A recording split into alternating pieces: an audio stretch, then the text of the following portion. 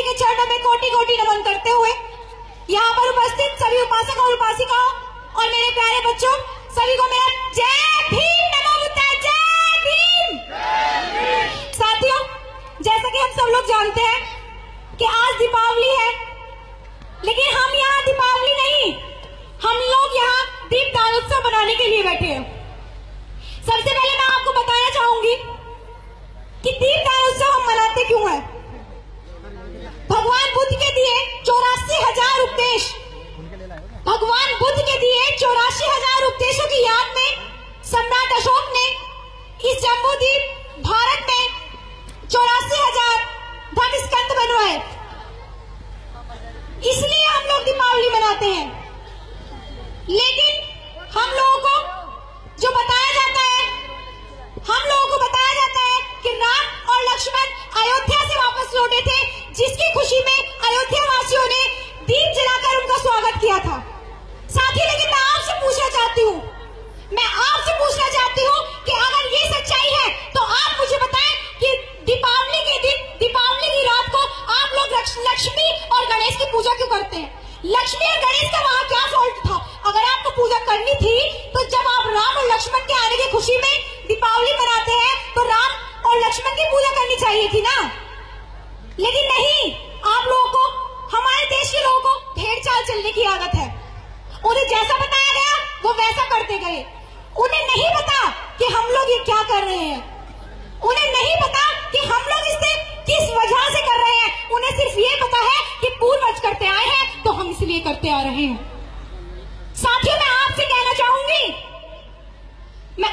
चाहूंगी कि अभी कुछ ही दिनों पहले करवा चौथ आया था।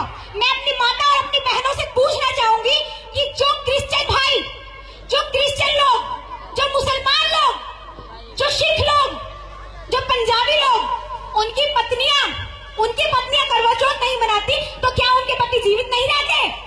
मैं आपसे पूछना चाहूंगी, क्या उनके पति जीवित नहीं रहते? ये सारा ढोंग, सारा पाखंडवाद सिर्फ हिंदू में ही क्यों है? ये सिर्फ हिंदुओं में ही क्यों है? मैं आपसे पूछना चाहूंगी, जो सीमा पर जो हमारे भाई, जो आप लोगों के पिता, मेरे पिता और आपके भाई, जो हम लोगों के लिए, हमारी रक्षा के लिए वहां अपनी जान गंवाए खड़े हैं, क्या उन सभी की पत्नियां उनके लिए करवा चौथ मनाती हैं? और जिनकी मनाती है तो क्या वो शहीद नहीं होते? क्या वो जीवित रहते हैं या वो अमर हो जाते हैं? आप लोगों से पूछना चाहूंगी। आप लोगों के पास आज जागने का समय है। मैं आपसे कहूंगी, जाग जाओ। मिले थे जो राह में वो कैसे भटक गए, राह दिखाती उंगली भीड़ की क्या देखी नहीं, आगाह कर रहे रहनुमा बगिया उजड़ जाएगी। क्या तभी जागोगे जब खेत चिड़िया चुग जाएगी? क्या तभी जागोगे जब गुलाबी फिर से तुम्हारे पास आएगी? क्या तभी जागोगे जब फिर से गुलाम हो जाओगे? दूसरी बात मैं आपसे कहना चाहूंगी, तमाम साथी जानते हैं कि हमारा देश संविधान के तहत चलता है। तमाम साथी जानते हैं कि कोर्ट संविधान के तहत चलता है। तमाम साथी जानते हैं कि जज का संविधान के तहत चलते हैं। उसके बावजूद कोर्ट में केस शुरू होने से पहले हमारे सामने भगवद गीता रखी जाती है और कहा जाता है, कसम खाओ, जो कहोगे सच के सिवा कुछ नहीं कहोगे। क्या आप लोगों को नहीं लगता जब संविधान के तहत सब कुछ चलता है तो हमारे सामने संविधान लाके कहा जाए कि संविधान की कसम खाओ, जो कहोगे सच के सिवा कुछ नहीं कहोगे? क्या नहीं लगता आपको? ये सिस्टम बदलना चाहिए या नहीं? कैसे बदलेगा? जब सत्ता हमारे हाथों में होगी। और सत्ता हमारे हाथों में कब होगी? जब बहन जी इस देश की प्रधानमंत्री बनेंगे, उस दिन सत्ता हमारे हाथों में होगी। दोस्तों, मैं आपसे कहना चाहूंगी, मेरे पिता अनिल गौतम जी जो मंच संचालन कर रहे हैं, बचपन से अपने घर में सुनती आई हूँ, बाबा साहब ने हमारे लिए ये किया, वो किया, 4 बच्चों की कुर्बानी दी, अपने जीवन की, अपनी जवानी की, अपने बचपन की, पूरा संघर्ष हमारे लिए किया, सब कुछ त्याग दिया, अपनी पत्नी की, अपने बच्चों की, अपनी कुर्बानी हमारे लिए दे दी।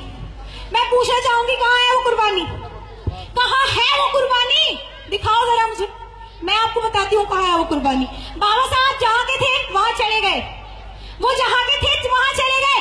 उनके 4 बच्चों की कुर्बानी, उनकी पत्नी की कुर्बानी, उनके बचपन की कुर्बानी, उनकी जवानी की कुर्बानी, उनके पूरे जीवन की कुर्बानी संविधान के अंदर है साथियों। और संविधान सिर्फ मेरा या आपका नहीं, सबका है। सब संविधान के तहत चलते हैं, संविधान सिर्फ मेरा और आपका ही नहीं है। संविधान सिर्फ मेरा और आपका नहीं है साथियों। तो एक बार जोर से जय भीम तो हम बोलते ही हैं, लेकिन वो जय भीम की शक्ति है कहाँ? जय संविधान, जय संविधान, जय संविधान। दूसरी बात, तीसरी बात मैं आपको बताना चाहूंगी।